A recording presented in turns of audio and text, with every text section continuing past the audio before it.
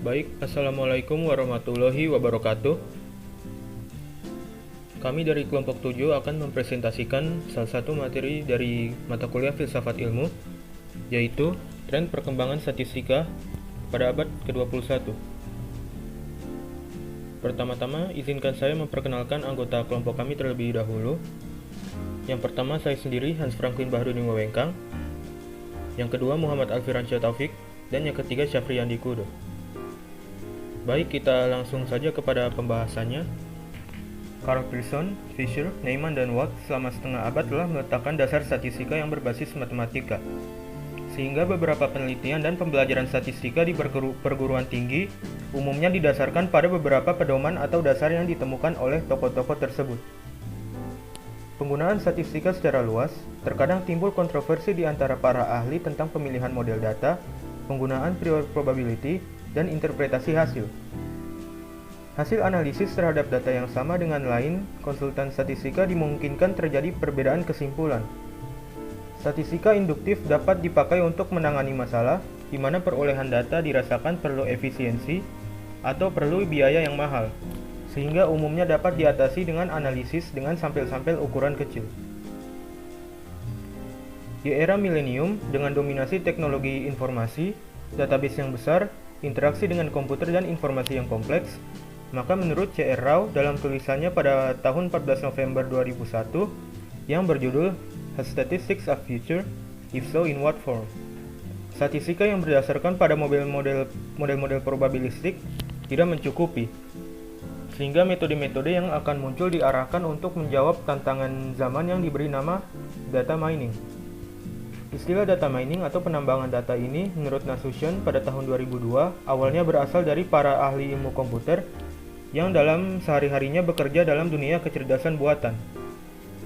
Untuk pekerjaan ini, mereka mencoba membangkitkan dan mengumpulkan data dalam ukuran sangat besar dan mencoba menemukan pola-pola keteraturan data yang dapat diterangkan. Pada tahun 1990-an, metode data-driven yang tidak terlalu ketat dengan asumsi sebaran mulai digunakan untuk analisis berbagai data, terutama untuk eksplorasi data atau data mining. Berhubung data mining ini sangat komputer intensif, maka diusulkan diberi nama Statistical Methods Mining oleh beberapa statistikawan Amerika Serikat. Menurut David M. Rock dari University of California, metode data mining mempunyai dua prinsip dasar, yaitu data cleaning dan data segmentation. Data cleaning untuk mendeteksi data pencilan, sedangkan data segmentation untuk pengelompokan data, sehingga akan diketahui pola dari data. Secara definisi, data mining adalah suatu proses pengerukan atau pengumpulan informasi penting dari suatu data yang besar. Proses data mining seringkali menggunakan metode statistika, matematika, hingga memanfaatkan teknologi artificial intelligence.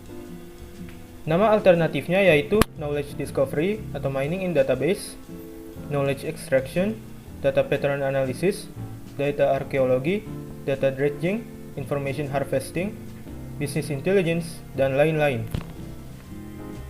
Untuk materi selanjutnya, saya serahkan. Baik, selanjutnya fungsi data mining, yaitu yang pertama deskriptif atau deskriptif. Deskriptif merujuk pada suatu fungsi dalam memahami data yang Anda teliti dengan lebih jauh. Proses ini bertujuan untuk menemukan pola dan karakteristik dari data. Dengan memanfaatkan fungsi deskriptif ini, Anda bisa menemukan pola atau pattern tertentu yang awalnya tersembunyi pada sebuah data. Artinya, apabila terdapat pola yang repetitif dan memiliki nilai, artinya karakteristik dari data tersebut bisa Anda ketahui. Yang kedua, yaitu prediktif. Prediktif adalah fungsi mengenai suatu proses yang nantinya akan menguak pola khusus dari sebuah data. Pola tersebut bisa Anda temukan dari beberapa variabel yang terdapat pada data. Saat sudah menemukan suatu pola, maka pola tersebut dapat Anda gunakan untuk memperkirakan variabel yang masih belum diketahui nilainya. Inilah sebabnya fungsi prediktif dianggap setara dengan analisis prediktif. Prediktif juga dapat Anda gunakan untuk memperkirakan suatu variabel khusus yang tak ada di dalam sebuah data. Yang ketiga, yaitu asosiasi, adalah fungsi data mining di mana Anda bisa memproses, mengidentifikasi relasi atau hubungan dari setiap data baik dari masa lalu maupun saat ini.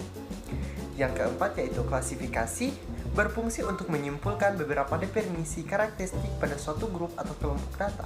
Contohnya adalah data pelanggan atau customer data yang berhenti menggunakan produk Anda karena menganggap produk pesaing lebih memberikan manfaat dan customer value bagi mereka. Yang kelima yaitu clustering. Fungsi selanjutnya adalah clustering atau clustering ini merupakan proses mengidentifikasi kelompok dari produk ataupun barang yang memiliki karakteristik khusus. Yang keenam yaitu peramalan kelima atau forecasting merupakan teknik peramalan data yang berguna untuk memperoleh gambaran mengenai nilai suatu data di masa yang akan datang. Forecasting ini bisa Anda lakukan dengan pengumpulan informasi dalam jumlah yang besar. Contoh penerapan forecasting adalah data terkait peramalan jumlah peminatan atau demand terhadap seasonal produk pada musim tertentu atau seasonal marketing.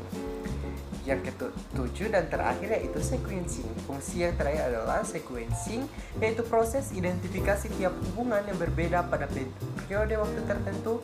Contoh dari sequencing sendiri adalah data pelanggan yang melakukan repeat purchase suatu produk tertentu secara berulang dalam customer lifestyle.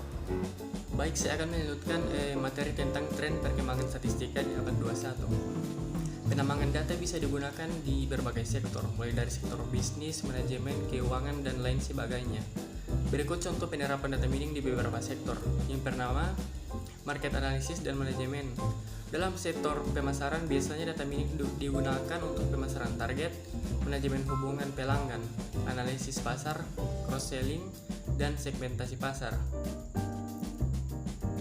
Untuk target pemasaran, misalnya menemukan kelompok pelanggan, model yang memiliki karakteristik yang sama, seperti minat, tingkat pendapatan, kebiasaan, belanja, dan lain-lain, atau untuk menentukan pola pembelian pelanggan dari waktu ke waktu. Kemudian untuk analisis lalu lintas pasar, menemukan hubungan antar produk penjualan, dan prediksi berdasarkan asosiasi tersebut. Kemudian profiling pelanggan, jenis pelanggan apa yang membeli produk apa, pengelompokan atau klasifikasi. Kemudian analisis kebutuhan pelanggan, misalnya identifikasi produk terbaik untuk berbagai kelompok pelanggan. Kemudian memprediksi faktor apa yang akan menarik pelanggan baru, penyediaan informasi ringkasan, laporan ringkasan multidimensi, informasi ringkasan statistik, atau kecenderungan dan variasi pusat data. Yang kedua ada corporate analysis dan risk management. Penerapan data mining dalam sektor perusahaan biasanya digunakan untuk prediksi, retensi pelanggan, underwriting yang lebih baik, kontrol kualitas, dan analisis kompetitif. Untuk perencanaan keuangan dan evaluasi aset, misalnya analisis dan prediksi arus kas, analisis claim contingency untuk evaluasi aset, analisis cross section, dan time series. Kemudian untuk planning perencanaan sumber daya, misalnya merangkum dan membandingkan sumber daya dan pengeluaran. Kemudian persaingan, misalnya memantau pesaing dan arah pasar, mengelompokkan pelanggan ke dalam kelas, dan penetapan harga berbasis kelas prosedur, dan mengatur strategi penetapan harga di pasar yang sangat kompetitif. Kemudian yang ketiga, fraud detection and mining unusual patterns data. Data mining juga berfungsi untuk mencari dan mendeteksi fraud pada sebuah sistem. Dengan menggunakan data mining, maka akan melihat dari jutaan transaksi yang masuk. Untuk pendekatan atau clustering dan konstruksi, model untuk penipuan, analisis outlier. Untuk aplikasi seperti layanan kesehatan, retail, layanan kartu kredit, telekom, misalnya asuransi otomatis, pencucian uang, asuransi kesehatan, telekomunikasi, analisis pola yang menyimpang dari norma yang diharapkan, industri retail, dan lain-lain. Pada abad 21 diperkirakan metode data mining merupakan metode yang akan banyak digunakan dalam berbagai bidang terapan. Pada metode data mining, spesifikasi permasalahan didasarkan pada bidang ilmunya, lebih diutamakan daripada pendugaan parameter sehingga masalah tersebut dapat diformulasikan dengan benar untuk memperoleh solusi yang tepat melalui eksplorasi data. Hal ini berbeda dengan periode Fisher yang lebih mementingkan mencari metode pendugaan dan pendekatan sebaran yang tepat. sehingga spesifikasi permasalahan lebih diutamakan pada pendudukan parameter dan asumsi sebaran. Jadi, Fisher-Ryan statistik itu sebenarnya model driven yang agak beda dengan data mining yang lebih bersifat data driven. Akan tetapi pada pelaksanaannya, kedua driven tersebut harus dikuasai oleh statistikawan di abad milenium ini. Situasi ini akan berpengaruh terhadap model pendidikan dan pengajaran statistika dewasa ini.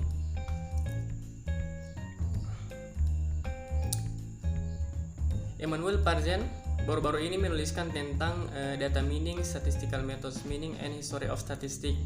Dalam tulisannya tersebut dibahas juga masalah pendidikan statistika menghadapi masa depan di mana data mining akan berkembang, seperti bagaimana cara mengajar matematik statistik untuk non-matematik statistik, materi yang berhubungan dengan komputer seperti teknik simulasi, analisis numerik, analisis data dan struktur data perlu ditingkatkan bagi para mahasiswa. Belum adanya standar analisis untuk eksplorasi data dalam data ukuran besar inilah diperkirakan. Metode data mining akan banyak dikembangkan dan diteliti oleh para pakar statistika. Demikian dari saya serahkan kembali ke rekan saya. Baik, itulah presentasi materi dari kami. Kurang lebihnya mohon maaf jika terdapat kesalahan. Wassalamualaikum warahmatullahi wabarakatuh.